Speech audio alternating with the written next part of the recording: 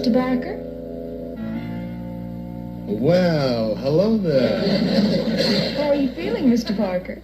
Miserable, thanks. But this will straighten me out. A little hair of the dog that bit me, you know what I mean?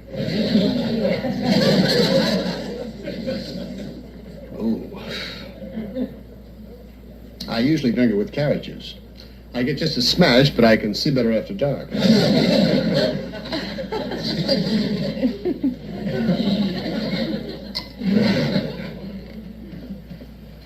You know, you really are not. Mr. Barker, you're amazing. Don't you ever get tired?